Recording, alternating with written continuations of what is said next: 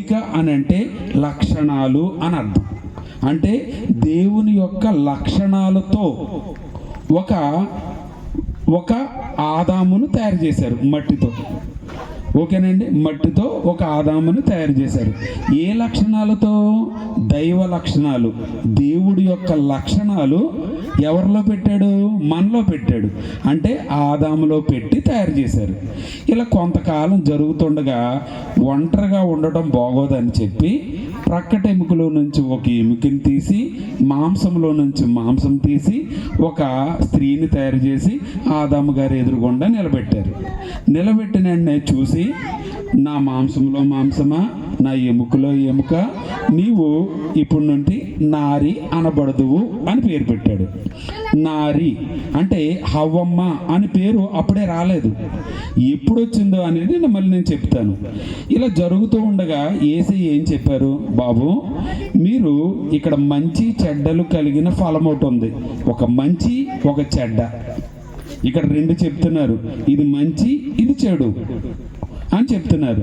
మీరు ఆ చెడ్డ ఫలము చెట్టు దగ్గర నుంచి ఆ ఫలం తినకూడదు. మంచి మొత్తం తోటలో ఉన్న ప్రతి ఫలాన్ని మీరు తినొచ్చు. మంచి చెడ్డలను తెలియజేసి ఈ ఫలమును మాత్రము మీరు తినకూడదు అని చెప్పారు. ఇది బాగానే ఉంది. ఇప్పుడు దేవుడు ఈ అవ్వమ్మ అంటే పేరు పెట్టని ఈ నారి పుట్టకముందు ఆదాముతో ఎన్నిసార్లు చెప్పుంటారు ఈ విషయం? ఒరు బాబు, ఇది తినకరా, ఇది మంచి చెడ్డలు ఇచ్చే ఫలము, ఇది మంచిది కాదు, తక్కువ అంతా తిను. ఇప్పుడు మనకు కూడా అంతేనండి. దేవుడు ఇది మంచి, ఇది చెడు అని మనకు చెప్పారు, కానీ ఎవ్వడం వింటలేదు. మంచేదో చెడేదో దేవుడు మనకి ఈ పరిశుద్ధ వాక్యంలో బయలుపరిచి 10 ఆజ్ఞలు ఇచ్చి ఈ వాక్యాన్ని మనకి అందజేశారు, కానీ ఎవ్వరు వింటలేదు. అదేవిధంగా ఆదాము కూడా వినలేదు. అవ్వమ్మ అయితే అసలేం లేదు. అవ్వమ్మ అక్కడ ఇది నిజమా అనేసరికి ఒకే ఒక మాట మాట్లాడిందండి సైతాను. ఏం మాట్లాడింది? ఇది నిజమా అన్నసరికి వెంటనే ఈ నారి అనబడే ఈ స్త్రీ ఒక్కసారిగా ఆ 2 ఫలాలు 3 ఫలాలు కోసుకుని తినేసి భర్త దగ్గర పట్టుకెళ్ళి, చాలా బాగున్నాయి, రమ్యంగా ఉన్నాయి, తిను అని చెప్పిస్తే అతను కూడా తినేశాడు. తినేసి ఇప్పుడు దేవుడు ఒకటి చెప్తాడు, అది నువ్వు చేయకూడదు అని అన్న పని చేస్తే ఆ తప్పే కదండి. ఇక్కడ జరిగిన విషయం ఏంటంటే, ఇక్కడ నారి అనబడే ఆ స్త్రీ తినేసి పట్టుకుని వెళ్ళి భర్తకి ఇచ్చింది. భర్త కూడా తిన్నాడు. అంటే దేవుడి మాటను లెక్క చేయలేనట్టే కదా. ఇప్పుడు ఇదంతా కలిపి, ఈ బైబిల్ అంతా కలిపి ఒకే ఒక వాక్యం మీద ఆధారపడి ఉంటుంది. ఆది కాండము 3వ అధ్యాయము 15వ వచనము. ఆది కాండము 3వ అధ్యాయము 15వ వచనం నేను చదువుతున్నాను, మీరు జాగ్రత్తగా వినండి. ఇది సినిమాలో చెప్తాను మీకు, ఓకేనా? ఇప్పుడు మెయిన్ సీన్ అంతా ఈ వాక్యం మీద ఆధారపడి ఉంది. మొత్తం ఈ బైబిల్ అంతా కలిపి ఈ ఒక్క కీ పాయింట్, ఇదే కీ పాయింట్. ఈ 3వ అధ్యాయము 15వ వచనం నేను చదువుతున్నాను, ఒకసారి వినండి. మరియు నీకును స్త్రీకిని నీ సంతానమునకును ఆమె సంతానమునకు వైరము కలుగజేసేదను, అది నిన్ను తల మీద కొట్టును, నీవు దానిని మడిమి మీద కొట్టుదు అని చెప్పింది. ఇదండి అసలే ఈ వాక్యం మీదే ఈ బైబిల్ అంతా ఆధారపడి ఉంది. ఈ వాక్యమే.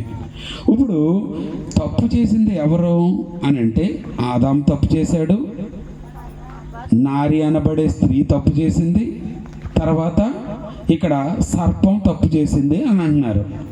ఈ మూడిట్లకి శిక్ష పడింది.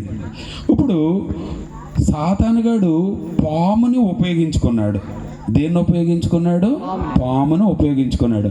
పాము ఇప్పుడులాగా ఇలా పాకేది కాదు. ఆ టైంలో దాని యొక్క స్వభావం వేరుగా, చేతులు కాళ్ళు అవి ఏది తొండ ఉంటుంది కదండి, ఆ మాదిరిగా ఉండేది. ఇప్పుడు ఈ పాపం జరిగిన తర్వాత యెహోవా తండ్రి వాక్యముగా వస్తాడు. అంటే కనుక మనిషి రూపం కాదు, దేవుడు వాక్ అయి ఉన్నాడు. ఆ వాక్కే శరీరధారి అయి మన మధ్యకి యేసుక్రీస్తుగా పంపించారు. అంటే ఆ వాక్ సందపూట వచ్చి ఎవరితో మాట్లాడేవారు? ఈ భార్యాభర్తలు ఇద్దరితో దేవుడు ముచ్చటించి మళ్ళీ తిరిగి వెళ్ళిపోయేవారు. ఇదంతా బాగానే ఉంది. నువ్వు చెయ్యొద్దురా బాబు అన్న పని చేసి వీళ్ళు ఆ మంచి చెడ్డలు తెలివినిచ్చి ఆ తెలివితేటలు పొందుకున్న తర్వాత మేము దిగంబరులుగా ఉన్నామని చెట్టు పక్కన దాక్కున్నారు. ఇది జరిగిన విషయం కదండి. అప్పుడు దేవుడు వచ్చి ముగ్గురికి శిక్ష విధించాడు. ఎవరికి? ఆదాము గారికి, నారికి, పాముకి. పాము ఏం చేసిందండి? పాము ఏం చేసింది? నిన్న బైబిల్ చదువుతుండగా సరే అవ్వమ్మ పండు తిన్నది, తప్పు చేసింది. ఆదాము పండు తిన్నాడు, తప్పు చేసింది. పాము ఏం చేసింది? పాములోకి ఎవరు వచ్చి దూరారు? సాతాను వచ్చి దూరింది. మరి సాతానుగాడు శిక్ష పడాలి, కానీ పాముకి ఎందుకండి శిక్ష? పాముకి శిక్ష ఎందుకు? మరి నువ్వు మన్ను తింటావు, పాగుతావు అని దాన్ని శపించడం ఎందుకు దేవుడు? నువ్వేమో గర్భము నువ్వు బిడ్డలకు కన్నప్పుడు నువ్వు ప్రసవ వేదన పడతావని, నువ్వేమో కష్టించి పని చేస్తే కానీ నీకు ఫుడ్ రాదని, ఇలాగా మరి దేవుడు ఆ పామును శపించడం ఏంటి అని నాకు ఒక ఆలోచన వచ్చి కూర్చుని ఆలోచిస్తుంటే బైబిల్ చదువుతున్నప్పుడు మరి నిజమే కదా, ఆ సాతానుగాడు వచ్చి పాములో దూరాడు. పాము తప్పేమైనా ఉందా అంటే దీన్ని బట్టి మీరు ఏం అర్థం చేసుకోవాలంటే, దేవుడు మనల్ని ఆయన పోలిక చొప్పున రూపించాడు. ఆయన పోలిక. నువ్వు ఆ చెడుని నీలోకి నువ్వు రమ్మని ఆహ్వానించినప్పుడు తప్పు నీది కూడా అవుతుంది కదా. ఆ పాము ఏం చేయాలి? ఒరే బాబు సాతానుగా నా దగ్గరికి రాకరా, ఆగరా, నువ్వు ఎదవ్వు, నువ్వు రాకూడదు నా దగ్గరికి అని చెప్పాలి. ఇప్పుడు మనం కూడా అంతే. ఇప్పుడు మనలో కొన్ని ఉంటాయి వాటిని ఆ కంట్రోల్ చేసుకునే శక్తి కూడా దేవుడు మనకి ఇచ్చాడు. ఇప్పుడు ఫర్ ఎగ్జాంపుల్ ఒకటి చెప్తున్నానండి. కామము, క్రోధము, మదము, మాత్సల్యము అనే అంశాలు ఉన్నాయి. ఇవి ప్రతి మనిషిలోనూ ఉంటాయి. ఇప్పుడు ఫర్ ఎగ్జాంపుల్ కామము తీసుకుందాం. ఇప్పుడు దీన్ని దేవుడు ఒక చక్కటి దాంపత్య జీవితాన్ని ఒక మనిషికి, స్త్రీకి, పురుషుడికి ఇచ్చి, బాబు నీలో ఉన్న ఈ యొక్క గుణం, ఈ యొక్క లక్షణాన్ని నువ్వు సక్రంగా వాడుకోవాలి. ఇప్పుడు ఫర్ ఎగ్జాంపుల్ ఒకటి చెప్తున్నానండి. చిన్న పిల్లోడు ఉంటాడు కదండి, పుట్టిన పిల్లోడు నవజాత శిశువు అని అంటారు. వాళ్ళు ఈ కామం యొక్క కోరిక ఆ నవజాత శిశువు నుంచి కూడా ఉంటుంది. ఆడు పాలు తాగుతాడు చూసారా, అప్పటి నుంచే ఆ యొక్క సెక్షువల్ అది ఉంటుంది చూసారా, ఆ అనుభవిస్తూ ఉంటాడు. తల్లి పాలు తాగుతున్నప్పుడే వాడు దాన్ని అనుభవిస్తూ ఉంటాడు. అంటే ఇప్పుడు దేవుడు ఇవన్నీ ఒక మనిషిలో పెట్టినప్పుడు ఒక స్త్రీని, ఒక పురుషుని వివాహమాడి దాన్ని ఒక సక్రమైన మార్గంలో వెళ్ళాలి. కానీ అదుపు తప్పి విచ్చలవిడిగా ఉంటే దాన్ని ప్రేరేపించేది ఎవడో? సాతాను. దాన్ని ప్రేరేపించేది సాతాను. ఇప్పుడు కోపం ఎవరికి ఉండదండి, నాలో ఉంటుంది. ఇప్పుడు నా పిల్లోడు అల్లరి చేశాడు, గొడ్డును బాదినట్టు బాధేసి నేను బేవచ్చం చేశాను అనుకోండి, దానికి అర్థం ఉంటుందా? ఆ టైంకి ఆడు చేసిన అల్లరికి నేను ఎంత కోపం ఆడు చూపించాలో అంతే చూపించాలి. దానికంటే నేను ఎక్కువ చూపించేశాను అనుకోండి, దాన్ని మూర్ఖత్వం అంటారు. ఇప్పుడు ఈ సాతానుగాడు ఈ పాముని లోపలికి వెళ్ళినప్పుడు అది అంగీకరించడం వల్ల అది శపించబడింది. లాస్ట్ చివర ఎలాగో ఇన్ని పాపాలు చేసిన సాతాను కూడా శిక్ష అనుభవించక తప్పదు. ఇక్కడ మెయిన్ పాయింట్ ఏంటంటే, ఆదికాండము 3వ అధ్యాయము 15వ వచనమే మనకి మొత్తం కీ రోల్. మొత్తం మొత్తం ఈ వాక్యానికి, ఈ బైబిల్కి మొత్తం కీ రోల్. ఇక్కడ ఏమని ఉందంటే, ఇక్కడ 3వ అధ్యాయము 15వ వచనంలో ఒకసారి చూద్దాం. మళ్ళీ అర్థమవుతుందండి నేను చెప్పేది? Very good, super. 3వ అధ్యాయం 15వ వచనాన్ని నేను చదువుతున్నాను. ఇక్కడే అసలైన కీవర్డ్, దేవుడు యెహోవా తండ్రి యేసయ్యను పంపించడానికి గల కారణం. యేసయ్యని ఇక్కడ పంపించడానికి గల కారణం అదే. చదువుతున్నాను చూడన్నా. 15వ అధ్యాయం. మరియు నీకును స్త్రీకిని నీ సంతానముకును ఆమె సంతానమునకు వైరము. నీకును స్త్రీకిని, స్త్రీ అంటే ఇక్కడ అవ్వమ్మ. అవ్వమ్మ అని పేరు ఎప్పుడు పెట్టాడంటే, దేవుడు ఎప్పుడైతే శపించారో అవ్వమ్మని, నువ్వు గర్భం దాల్చి ప్రసవ వేదన పడతావు, అలాగా నీ సంతానం వృద్ధి పరుగుతుంది అని అనేసరికి ఈ ఆదాము గారు అప్పుడు నువ్వు హవ్వా అనబడదువు అని అక్కడ పేరు పెట్టారు. శపించబడిన తర్వాత అవ్వ అని పేరు పెట్టారు. ఇప్పుడు ఇక్కడ స్త్రీకి, నీ సంతానానికి, ఇప్పుడు యేసయ్య పరిశుద్ధాత్మ ద్వారా మరియమ్మ గర్భవతి అయి యేసయ్యని కన్నారు. దీంట్లో పురుషుని యొక్క ప్రమేయము ఏమీ లేదు. ఓన్లీ ఎవరి ప్రమేయం ఉంది? స్త్రీ యొక్క ప్రమేయమే. అది మరియ తల్లి పరిశుద్ధాత్మ ద్వారా గర్భం ధరించబడింది. దీంట్లో అదే ఉంటుంది. ఏమని ఉంటుంది? 15. మరియు నీకును స్త్రీకిని నీ సంతానమునకును ఆమె సంతానమునకు. ఆమె అంటే మరి తల్లి. మరి తల్లి నుంచి వచ్చింది ఎవరు? యేసయ్య.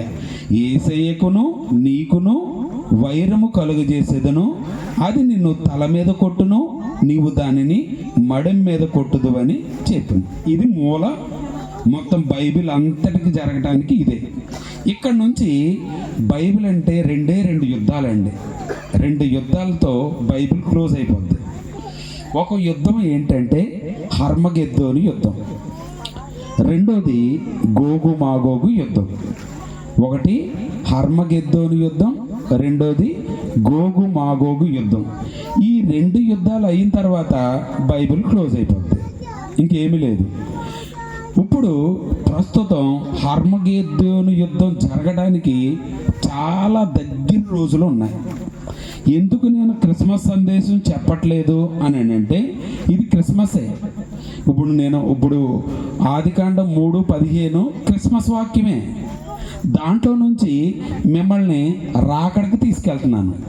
ఎందుకనంటే ఇంకా యేసుబాబు నుండి ఎత్తుకొని పాటలు పాడే స్థితిలో మనం లేము. అది ఇప్పుడు చేసినా మీకు ప్రయోజనం లేదు. ఎందుకనంటే యేసయ్య అలా లేరు.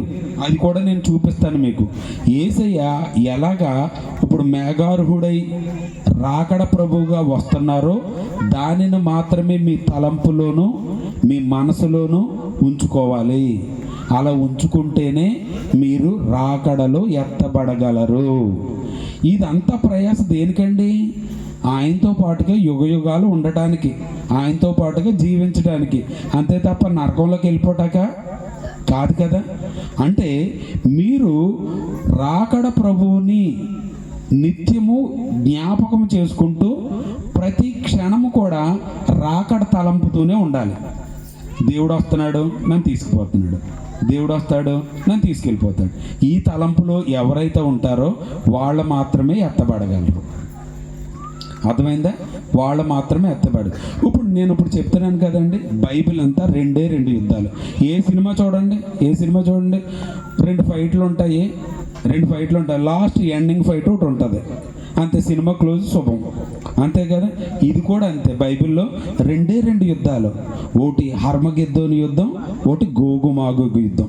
ఇది ఎలా జరుగుతుంది అని అంటే, మొట్టమొదటిగా మనకి హర్మగెద్దోని యుద్ధం జరగబోతుంది. హర్మగెద్దోని యుద్ధం ఇంకెన్నో రోజులు లేదు, జాగ్రత్త. ఎన్నో రోజులు లేదు, చాలా దగ్గరలోనే ఉంది. ఎత్తబడాలి అని అంటే రాకడ తలంపులో ఉండాలి. మొట్టమొదటిది ఏమాత్రం రాకడ తలంపులో ఉంటే విడవబడితే శ్రమలే. ఆ శ్రమలను తట్టుకోవడం మీ వల్ల, నా వల్ల, ఎవరి వల్ల కాదు. అంత ఘోరంగా ఉంటుంది. ఇప్పుడు ఈ హర్మగిద్దోని యుద్ధం ఎలా జరుగుతుంది అని అంటే, ఇది దేవుడు చేస్తాడు. ఇది యేసయ్యే సాతానుతో డైరెక్ట్గా చేసే యుద్ధం పేరే హర్మగిద్దోని యుద్ధం.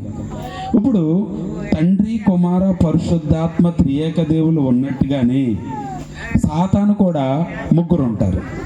సాతాను కూడా ముగ్గురు ఉంటారు. ఎవరు? అంత్యక్రీస్తు, అబద్ధ ప్రవక్త, సాతానుగాడు, ఘట సర్పం. ఈ ముగ్గురు ఉంటారు. ఎప్పుడైతే ఈ ఈ యేసయ్య వచ్చి హర్మగిద్దోని యుద్ధం చేసినప్పుడు ఈ అబద్ధ ప్రవక్తని, ఈ అంత్యక్రీస్తుని, వీళ్ళిద్దరిని అగ్నిగుండంలో పడేసి, ఈడున్నాడు చూసారా, ఈ సాతానుగాడిని మట్టు లేని గోతులో పడేస్తాడు. మట్టు లేని గొయ్య అని అంటే ఒక నుయ్యి తీసుకుందాం అనుకోండి. నుయ్యిలో కింద ఏముంటుంది? నేల తలుగుతుంది కదా. ఇంకా ఆ నేల తలగదు, నేల ఉండదు. ఇంకా ఆడు పడేస్తే ఇలాగా ఆడు పైకి ఎక్కడానికి కూడా అవకాశం లేకోకుండా దాంట్లో ఏలాడుతూ ఉంటాడు. దాన్ని మట్టు లేని గొయ్య అని అంటారు. ఇప్పుడు ఈ అబద్ధ ప్రవక్తని, అంత్యక్రీస్తుని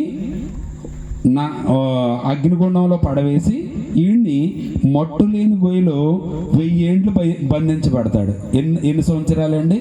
1000 సంవత్సరాలు బంధింపబడతాడు. ఇది యేసయ్య చేసే యుద్ధం.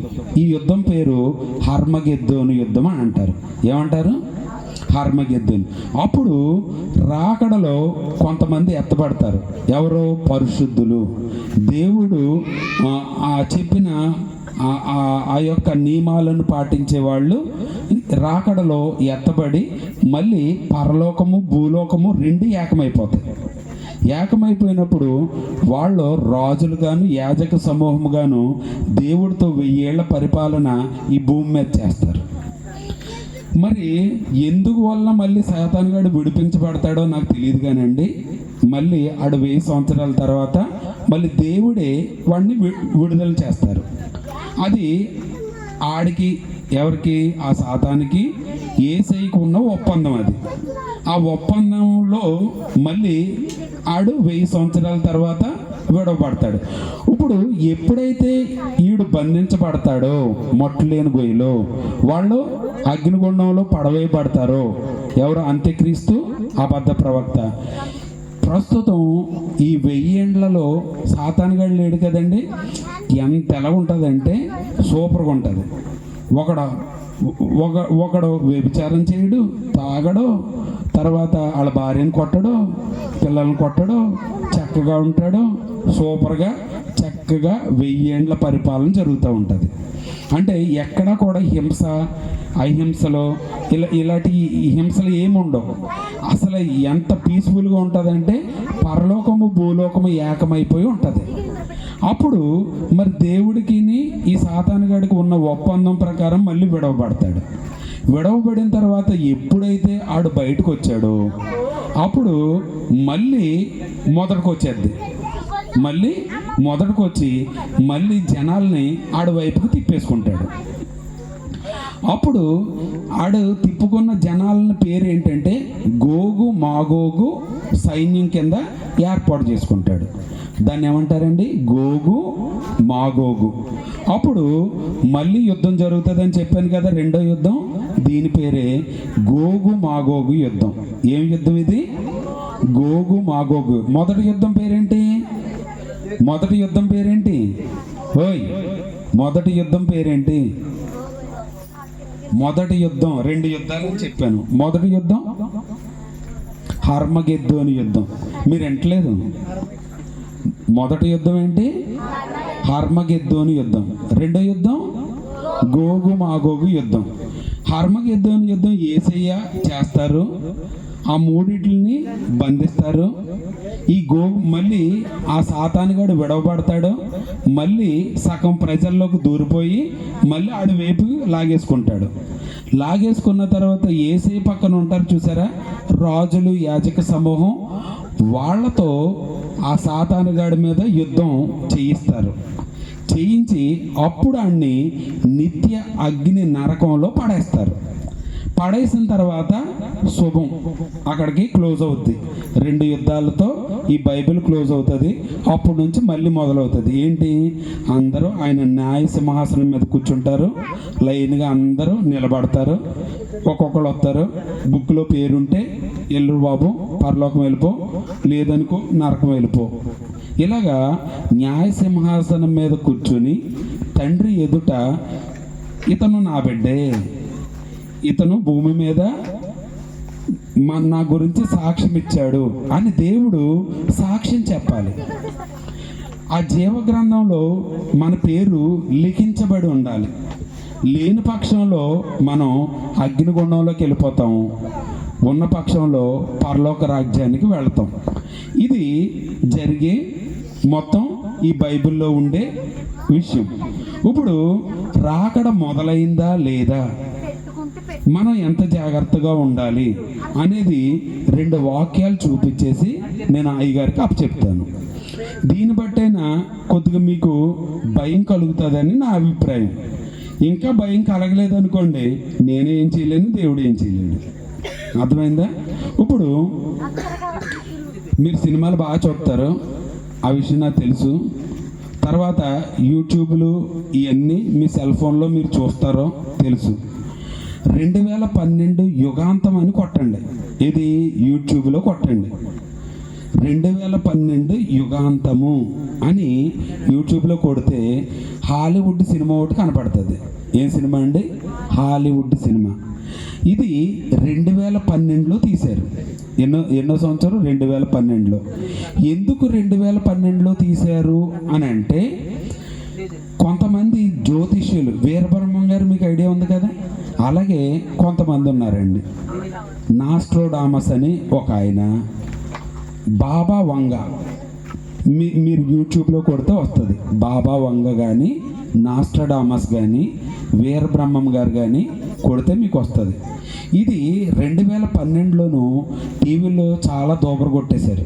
2012లో ఏమని, యుగాంతం యుగాంతం అయిపోతుందో యుగాంతం అని.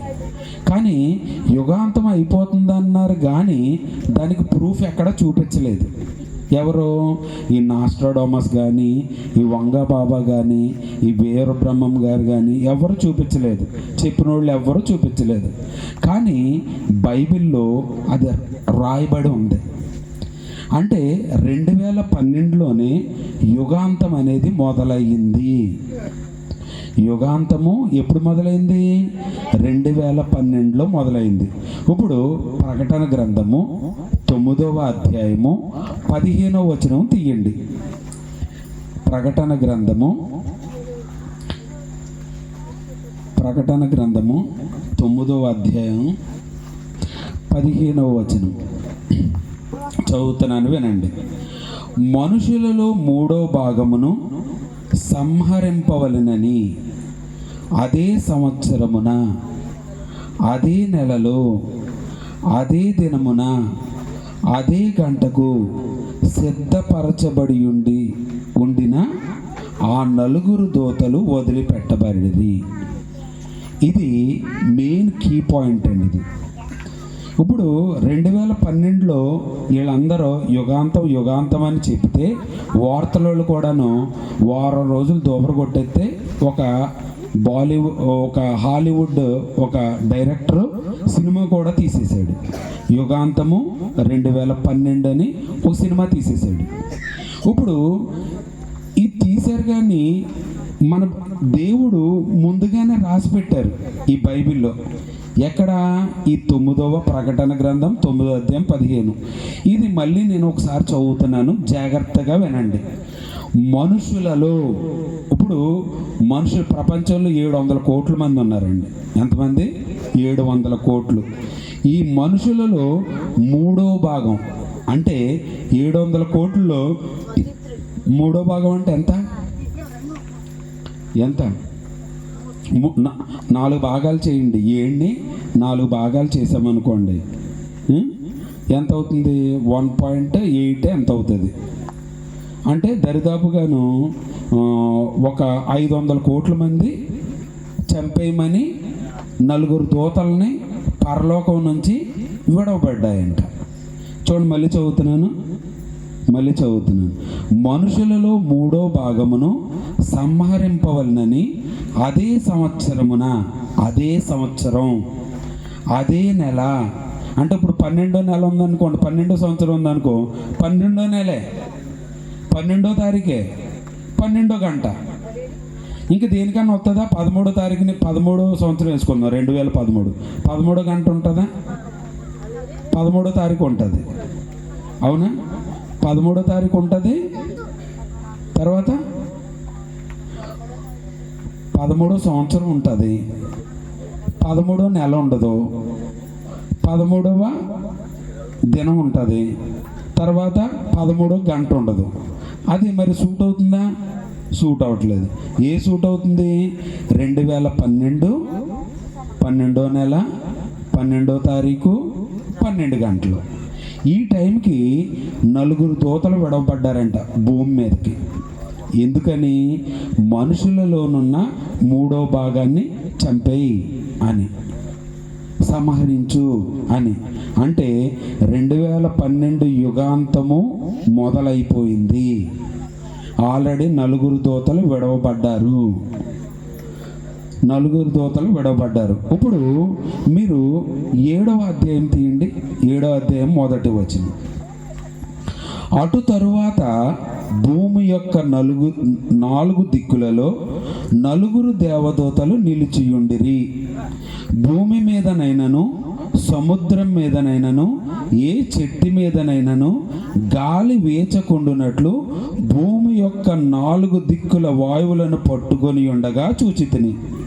మరియు సజీవుడగు దేవుని ముద్రగల వేరొక దూత సూర్యోదయ దిశ నుండి పైకి వచ్చుట చూచితిని. భూమికిని సముద్రమునకు హాని కలుగజేయుటకై అధికారం పొందిన ఆ 4 దూతలతో ఈ దూత, మేము మా దేవుని దాసుల వారి నొసళ్ళ యందు ముద్రించు వరకు భూమికైనను, సముద్రముకైనను, చెట్లకైనను హాని చేయవద్దని బిగ్గరగా చెప్పారు. ఇప్పుడు 4 దూతలు విడవబడ్డారు. ఈ 4 దూతలు భూమి మీదకి వచ్చేసినాయి. సముద్రం మీద కానీ, చెట్ల మీద కానీ గాలి ఆడుకోకుండా పట్టేసుకున్నాయంట. పట్టేసుకున్నప్పుడు సూర్యోదయం వైపు నుండి ఒక దూత వచ్చి, ఆగండి, 4 దూతలు ఆగండి, నేను దేవుని సముఖము నుంచి నేను వచ్చానప్పుడు ఆగండి, నేను దేవుని యొక్క ముద్ర నొసళ్ళ మీద వెయ్యాలి, అప్పటి వరకు మీరు భూమికైనాను దేనికైనాను హాని చెయ్యొద్దు అని చెప్పారు. అప్పుడు 2012లో వాళ్ళు రావటం జరిగింది, వాళ్ళు పట్టుకోవడం జరిగింది. పైనుంచి ఒక దూత వచ్చి ఆగు అని చెప్పడం జరిగింది. ఇప్పుడు ప్రస్తుతం వాటి పనేంటి? ఆగి ఉన్నాయి. ఇప్పుడు దేవుని దూత ఏం చేస్తుంది? స్కాన్ చేస్తుంది. ఎవడు దేవుని బిడ్డ వెళ్ళి ఆ నొసల మీద ముద్ర వేస్తుంది. ఇది వీళ్ళు దేవుని బిడ్డ, వీళ్ళు దేవుని బిడ్డ కాదు, ఇలాగా. ఇది 2024 మొన్న డిసెంబర్ 12వ తారీఖుతో క్లోజ్ అయిపోయింది. నొసళ్ళ మీద ముద్ర వేయడం అయిపోయిందండి. మరి దీంట్లో ఎంతమంది నొసళ్ళ మీద ముద్ర వేయించుకున్నారో నాకైతే తెలియదు. మరి అది దేవుడికే తెలియదు. అది ఆ యొక్క తీర్పు దినాన్ని తెలుస్తుంది. ఏది అంటే ఈ సంఖ్య మీరు ఎలా చెప్తున్నారు అని అంటే, దేవుడు ఈ గ్రంథంలోనే రాయించారు ఆ సంఖ్యలు. దేవుడికి ఇష్టమైన సంఖ్య 1, 3, 7, 12, 24. ఈ సంఖ్యలు దేవుడికి ఇష్టమైన సంఖ్యలు. ఈ వాక్య గ్రంథంలో మీరు ఎన్నిసార్లు చూస్తే ఈ సంఖ్యలే దేవుడి సంఖ్యలు, అవే ఉంటాయి. ఇప్పుడు 2012 అదే సంవత్సరం, అదే నెల, అదే తారీఖు, అదే గంట. 2012 12వ నెల, 12వ తారీఖు, 12 గంటలు. ఇది 4 దూతలు విడవబడ్డారు. ఇది ఆగు అని చెప్పింది దూత. ఈ 12 సంవత్సరాలు జరిగిన కాలం అంటే 2012 నుంచి 24 వరకు 12 సంవత్సరాలు. ఈ కాలంలో దేవుని యొక్క ముద్ర నొసళ్ళ మీద వేయటం అనేది జరిగింది. ఇంకా మనం ఈ విధంగా కూడుకుని ప్రసంగాలు చేసుకుని క్రిస్మస్లు చేసుకోవడం నాకు తెలిసి 3 సంవత్సరాల అవకాశం ఉండొచ్చు. ఆ తర్వాత ఈ అవకాశం కూడా ఉండదు, ఇప్పటికే చెలరేగిపోతున్నారు. అవును కదమ్మా? అంటే దేవుని రాకడ ఎంత సమీపించింది అని అనేది చాలా స్పష్టం. ఇంకా మన చేతిలో 12 సంవత్సరాలు మాత్రమే ఉన్నాయి. 3 సంవత్సరాల అవకాశం ఉంటుంది, తర్వాత 9 సంవత్సరాలు. ఈ 9 సంవత్సరాలు, ఈ 12 సంవత్సరాల్లో ఎవరు దేవునితో హత్తుకొని నిత్యము రాకడ యొక్క తలంపుతో ఉంటారో వారు దేవునితో ఎత్తబడగలరు. అంటే ఇప్పుడు మన క్రిస్మస్ చక్కగా చేసుకుంటున్నాం, రక్షకుడుగానే దేవుణ్ణి యేసు బాలుడుగానే చూస్తున్నాం. ఇప్పుడు ఆ సీన్లో లేదు, రాకడ అతి సమీపం. దేవుడు ఆ విధంగా లేడు. దేవుడు ఇప్పుడు ఏ విధంగా ఉన్నాడంటే, హెబ్రీ పత్రిక తీయండి. హెబ్రీ పత్రిక మీ బోర్ కొట్టించేస్తున్నానా? ఆపేనా? అయ్యగారికి చెప్పండి మీరు.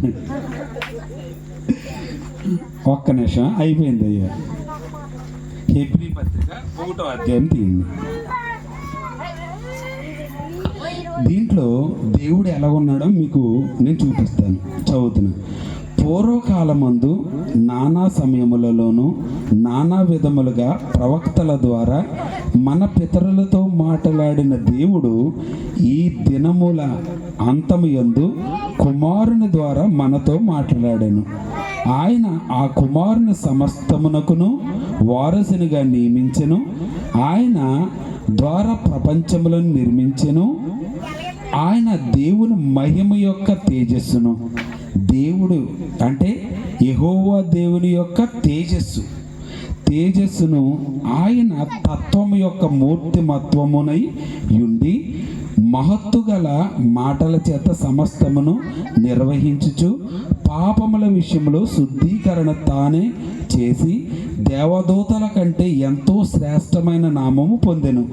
వారికంటే అంత శ్రేష్ఠుడై ఉన్నత లోకమందు మహామహుడగు దేవుని కుడిపార్శ్వమున కూర్చుండి ఉండెను. ఆయన దేవుని యొక్క కుడిపార్శ్వమున కూర్చున్నాడు. ఇంక యేసు బాలుడిగా లేడాయన.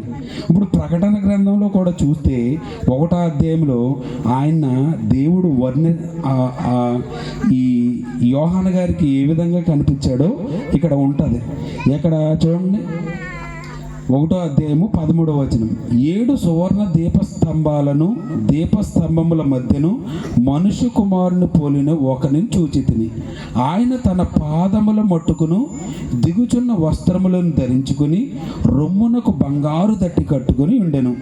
ఆయన తలయు తల వెంట్రుకలను తెల్లవి ఉన్నిని పోలినవై హిమమంత ధవళవర్ణముగా ఉండెను. ఆయన నేత్రములు అగ్ని జ్వాలల వలె ఉండెను. ఆయన పాదములు కొలిములో పుటము వేయబడి మెరయుచున్న అపరంజితో సమానమై ఉండెను. ఆయన కంఠస్వరము విస్తార జల ప్రవాహముల ధ్వని వలె ఉండెను. ఆయన తన కుడి చేత 7 నక్షత్రములను పట్టుకుని ఉండెను. ఆయన నోటి నుండి 2 అంచుల గల వాడి అయిన ఖడ్గం ఒకటి బయలు వెడల్చుండెను. ఆయన ముఖము తేజస్సుతో ప్రకాశించుచున్న సూర్యుని వలె ఉండెను. నేను ఆయనను చూడగా చచ్చిన వాళ్ళ వలె ఆయన పాదముల యొద్ద పడి తిని. ఈ విధంగా ఉన్నాడండి దేవుడు.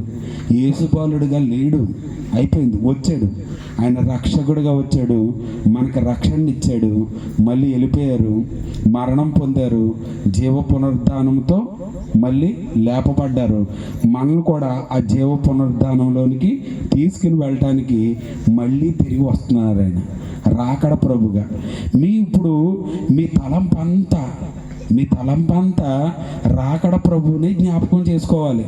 ఇంకా యేసు బాలుడి దగ్గర ఉండకండి. నేను చెప్పేది అది. ఇంకా మన చేతిలో ఎన్ని సంవత్సరాలు ఉన్నాయి? 12. 3 సంవత్సరాలే మనం ఇక్కడ క్రిస్మస్లు పెట్టుకుంటాం, తర్వాత పెట్టుకున్నా ఊరుకోరు. అర్థమైందే? ఇంకా 12 సంవత్సరాలు మన చేతిలో ఉంది. అంటే మనం ఎంత జాగ్రత్తగా ఉండాలి. ఇప్పుడు చూడండి, పాము ఏమైనా తప్పు చేసిందా? సాతాను వచ్చి దూరింది. శిక్ష ఎవరికి వచ్చింది?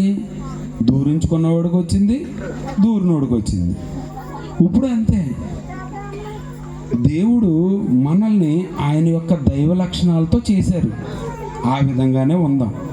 ఆ దైవ లక్షణాలకి ఎప్పటికప్పుడు కాపాడుకోవడానికి ప్రయత్నం చేయాలి అని అంటే వాక్యం చదవాలి, ప్రార్థన చేయాలి, తర్వాత ఆయనలో నడవాలి, సహవాసంలో నడవాలి, అయ్యగారు వాళ్ళు చెప్పింది వినాలి. ఎందుకనంటే ఒకటేనండి, పరిచర్య అనేది చాలా ముఖ్యము. మనకి ఆత్మీయ తల్లిదండ్రులుగా ఉన్న వారి మాటని ఎప్పుడు చదవతాడకూడదు, దేవుడు దాన్ని ఇష్టపడ్డాడు. ఆత్మీయ తల్లిదండ్రులుగా నీకు ఇచ్చిన బట్టి లెక్క ఆలాప చెప్పాలి. మీకు ఏదొచ్చినా వాళ్ళు మోకరించి ప్రార్థన చేస్తారు మీరు బాగోవాలి అని. ఇప్పుడు ఆ ఆత్మ ఏంటి బాబు సోల్మన్ గారు ఎందుకు వదిలేశారు సత్యవతమ్మ అని అడిగితే వాళ్ళ సమాధానం చెప్పుకోవాలి. మీరు ఎవరి మీద నమ్మకం ఉంచాలి? ఆత్మీయ తల్లిదండ్రుల మీద నమ్మకం ఉంచాలి. అర్థమైందండి? ఆ విధంగా సంఘ సేవలోనూ ఉపయోగపడాలి, సంఘ వృద్ధిలోనూ ఉపయోగపడాలి. ఆత్మీయ తల్లిదండ్రులకి మీరు సహాయకారులుగా ఉండాలి. వారి గురించి కూడా మీరు ఎక్కువ ప్రార్థన చేయాలి. ఈ విధంగా దినదినము మన ఆత్మ యొక్క వృద్ధి ఒక్కొక్క మెట్టు ఎక్కాలి, అంతే తప్ప దిగజారిపోకూడదు. ఇప్పుడు సమయం చాలా తక్కువ. ప్రతిసారి నేను ఒక్కొక్క మెట్టు ఎక్కాలి అని చెప్పి దేవుని పాదాలు పట్టేసుకోవాలి. పరిశుద్ధాత్మ దేవుని యొక్క కృప లేనిదే మనం ఏం చేయలేం, రాకడలో కూడా ఎత్తబడలేం. ఆయన కృప ఉండాలి, ఆయన కృప లేనిదే మనం రాకడలో ఎత్తబడలేము. దీన్ని బట్టి మనం ఎంత జాగ్రత్తగా ఉండాలి మీకు వాక్యంలో నుంచి చూపించాను. యుగాంతము అనేది మీకు చెప్పాను. రాకడ బహు సమీపం. జరుగుతున్న పరిణామాలు చాలా వేగంగా వెళ్ళిపోతున్నాయి. ఎందుకంటే నేను వార్తలు చూస్తాను, వాటిని ఎప్పటికప్పుడు ప్రతిదీ నేను గమనించుకుంటూనే ఉంటాను. ఎందుకనంటే దేవుడు ఆ విషయం కూడా చెప్పారు. మనం ఇలాంటి సూచనలు బట్టి మనం తెలుసుకోవాలంటే ఈ వచ్చే సంవత్సరం ఉంది కదండి 2025 భూకంపాల సంవత్సరం అంటే ఇది. భూకంపాలు విపరీతంగా వస్తాయంట. మన ఇప్పుడు ఆంధ్రప్రదేశ్లోని ఎప్పుడు వినలేదు. నిన్నే మళ్ళీ వచ్చేసింది ప్రకాశం జిల్లా, నిన్న వచ్చింది. అదేనండి 2025 భూకంపాల సంవత్సరం. అంటే దేవుడు రాకడక ముందు ఇలాంటి సూచనలు బోర్డులని కనపడిపోతాయి. సడన్గా జరిగిపోతుంది, సడన్గా ఎత్తబడిపోతాం. అర్థమైందండి? దానిని బట్టి మనం ఎంత జాగ్రత్తగా మన యొక్క ఆత్మీయ స్థితిని ఉంచుకోవాలి. ఒకప్పుడు స్త్రీలు ఉన్నారు, భర్త వింటలేదు అనుకోండి, భర్త గురించి మోకరించండి, కన్నీరు కార్చండి, బిడ్డల గురించి కార్చండి. అదే భార్య వింటలేదు, భర్త అదే పని చేయాలి. అలా చేసి కుటుంబం అంతా ఎత్తబడటానికి చూసుకోవాలి. నేను బాగానే ఉన్నాను, మా ఆవిడ వచ్చిందిలే, మా ఆయన వచ్చేళ్ళే, ఇలా కాదు. ఏంటంటే కుటుంబాన్ని మీరే కట్టుకోవాలి, ఎవరి కాళ్ళే కట్టుకోవాలి. బిడ్డల కోసం మటుకు ఎక్కువ ప్రార్థన చేసుకోండి. చిన్న బిడ్డల కోసం ఎక్కువ ప్రార్థన చేయండి. వ్యాధులు విస్తారంగా వస్తాయి. అది కూడా సత్యవతమ్మ గారు నుంచి బయలుపరచబడింది ఆ ప్రవచనం. ఆ యొక్క దర్శనం కూడా అమ్మగారి నుంచి వచ్చింది. కరోనా అప్పుడు కూడా అమ్మగారి నుంచి వచ్చింది. వచ్చే సంవత్సరాలు చాలా ఘోరంగా ఉంటాయి. దాన్ని బట్టి రాకడ అతి సమీపం, జాగ్రత్త. దేవుడి చిన్న మాటలు దేవుడు దీవించిన గాక. Happy Christmas, happy Christmas, happy Christmas. Okay, thank you.